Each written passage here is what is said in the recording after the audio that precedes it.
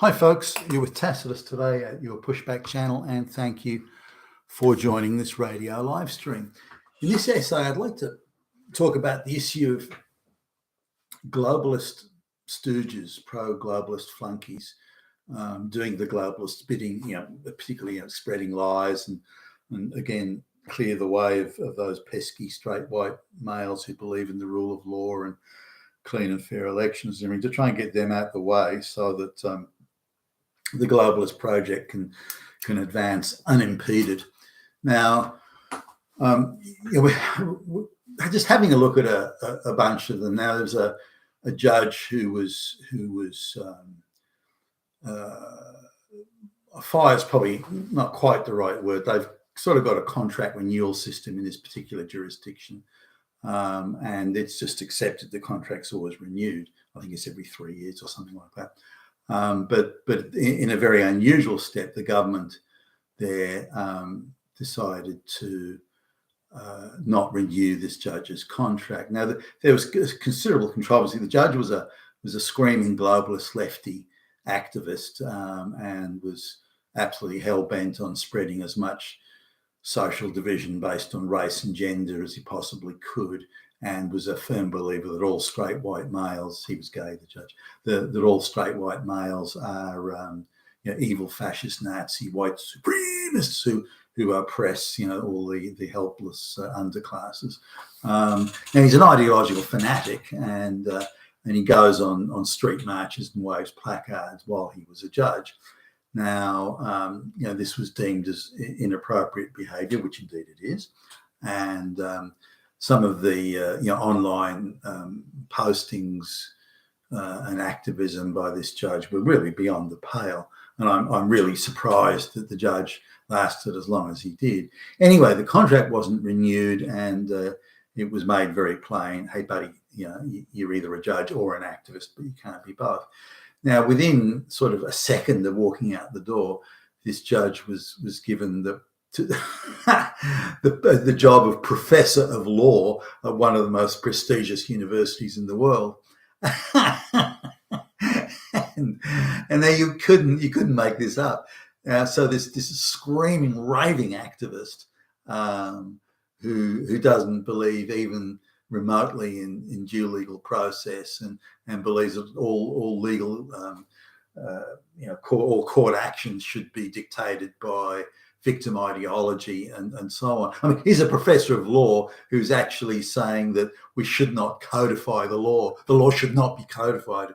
It should be randomly and arbitrarily ideological to be applied at the arbitrary discretion of an activist judicial officer. The fucking moron.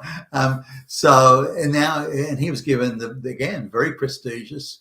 The pay isn't huge, but it's certainly good enough. But a very prestigious role as this professor of law at or jurisprudence, professor of law at a prestigious university. Now, so there was no penalty for his misbehaviour and his extrajudicial activities and all this way. Now somebody like that should be I don't know about face charges, because you don't want to have politicians wanting to go after people just because they don't have the right views. But there should have been penalties for that, for that behaviour, that activism. How many verdicts and judgments did he make that were on the basis of his ideology? Many, I would assert. And I looked into a few cases that he was involved in, and I thought there was extremely overt ideological application of an arbitrary application in his in the judgments that he made. And if you look at some of his reasons for judgment, they read like something out of the fucking Communist Manifesto or Das Kapital or something, laced with Marxist phrases and rationale. So anyway, so he ended up doing, the pay wasn't quite as good, but the prestige was greater. And he also gained a number of consulting assignments from the United Nations Human Rights Division, and so ultimately he was quite richly rewarded for his flagrant abuse of his position on the bench. Now, I can look at others. Here's another one. Here's a a public prosecutor, and he decides he's going to, there's a case where a black woman's alleging she's pack raped by a bunch of white boys. Totally untrue, no evidence to support it, and the evidence that did exist would strongly suggest nothing of the sort took place. But this prosecutor thought, nah, this is great. I can go after some white boys here, straight white boys. Well, perfect, ticks all the boxes. And so deliberately withheld key evidence that would have exonerated the white men, and invented or inferred evidence that would have led to their conviction. So, in spite of not having the evidence, and in spite of inventing evidence, concealing evidence, and doing pretty much everything he could, the charges were laid, and the men were arrested, and this sort of thing. So, a black woman who's a career criminal, by the way, was able to pull this off with the open collusion of this straight white male prosecutor that just broke all the rules, suspended the rule of law, suspended due legal process, witness tampering, evidence tampering, you name it. There was nothing this guy didn't do.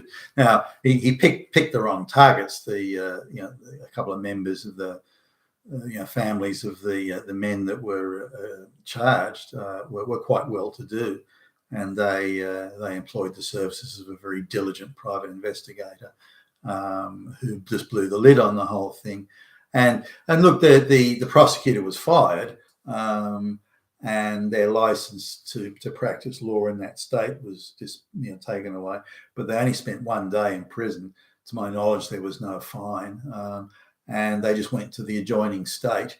And even though they didn't get another license, didn't try, as far as I know, to get another license to practice law, the guy took up with, suddenly he gets a new girlfriend, and took up with a woman who was just an ordinary flunky in the education department, but suddenly she gets a $500,000 a year job, and a package which includes a very nice house and 2 very nice cars. So clearly the globalist machine's looking after this guy. They don't want to give him the money directly, just in case he gets sued and has got to pay out. So they just organise a relationship for him with this woman, and she gets given this very well-paid job with lots of benefits. So he lives in a very nice house. He eats very well, travels internationally, has great vacations, and so there's no penalty for him at all. Maybe the only penalty is that he can't work day to day, but he gets plenty of consulting roles and advisory roles, things like that, which he does for NGOs, but allegedly pro bono, but really they're paid just to his girlfriend. And so he's doing very, very nicely, thank you, and is not paying any price for what he's done.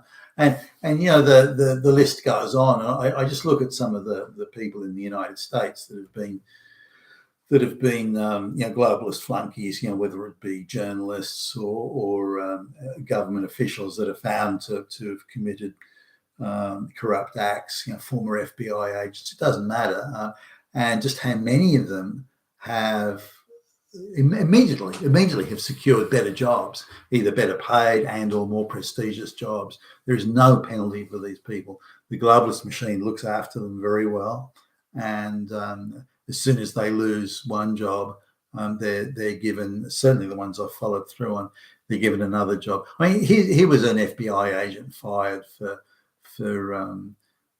willful and way over the top, rigging evidence, inventing evidence, entrapment of witnesses, falsifying reports, all sorts of things like that should have landed him in prison. But instead, the minute he walks out the door, he's given all these consulting jobs by pro-globalist organisations and NGOs and so on.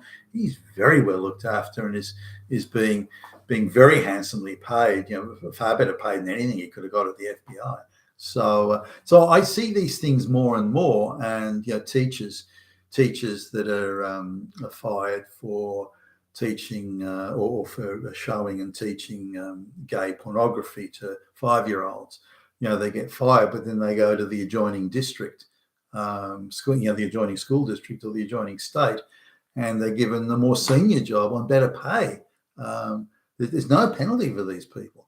So if you're spreading globalist propaganda and actively working to undermine the social fabric of the Western nations, then the globalists will look after you. They'll make sure that, okay, bad luck, you got caught out there. We'll make sure it doesn't happen again. And by the way, here's a better job for you on better pay and with more prestige. And those people that they want to, you better keep a low profile. That last case was just too public. You better keep a low profile. Then they'll just make sure they're richly rewarded financially. Yeah, here's another one. Here's two lawyers that this is in the divorce courts. Two lawyers that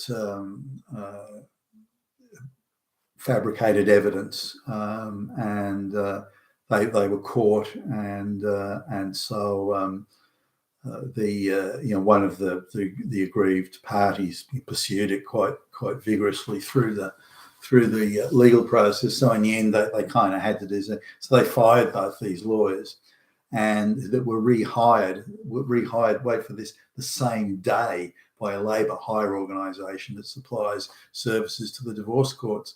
So they didn't even miss a day's pay. So they just moved from one payroll to the next. Again, people are really looking out for them. They're providing a valuable service to globalization, the destruction of the patriarchy, white male society, undermining faith and confidence in the courts and our society generally, breaking down social trust. They're delivering for the globalists, and so they're being well looked after. Here's another one. Here's a guy. The guy was accused of being a pedophile, abusing his children, and so he. I don't think he served any prison time. I think maybe it was weekend detention, something like that. But he wasn't allowed to see his children under pain of going to prison full time for many years, and they hit him up with a ruinously heavy child support thing. So his life was pretty much destroyed. But when the children turned 18, there were these special psychologists that said that the children had told them that they'd been sexually abused, and because he never could see his children from that moment onwards, he had no idea what was going on. But when the children turned 18, they're legally allowed to do what they want to do. So they came to see him, and he showed them. He kept the court documents, and he showed them what he'd been accused of and all this sort of stuff. And the mother had said, "Oh, just your dad doesn't want to see you anymore," which of course must have been a crushing blow to these kids, which was, and also blatantly untrue. But they said that the woman, or the women, the lesbian activists who supposedly or allegedly psychologists had said to them, if you say that your dad did this and did that and did so and so, if you say that, then I'll be able to look after your mum, and giving them cajoled and coerced these children into saying, they were young, they were like 5, 6 years old, something at the time, into saying these things, because the woman told them it would be a good outcome for everybody if they did, and you do want to please your parents, don't you? That sort of thing. And so they did that, but they remembered that, and they told him that, the dad, and so he took them out of the court, and these two women were charged with providing false information to a court.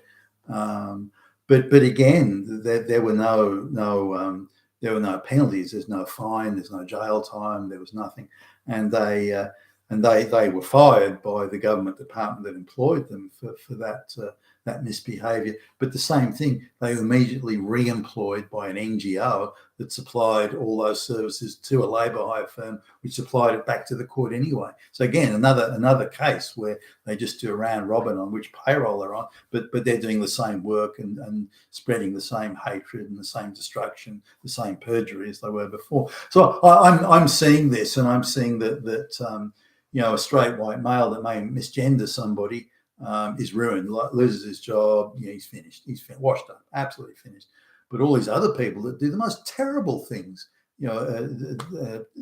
egregious things in terms of committing perjury in court and falsifying evidence and all sorts of things like that, they're not penalised at all. The penalties are so small to be irrelevant, and many of them they get better jobs and on better money. We really need to look at this and make sure that these people, and I'm talking, putting in this net the people that pushed COVID quite heavily, knowing that it was fake and false information, that these people should be held to account as some of these other folks should be. You've been with Tassos today, and thank you for listening.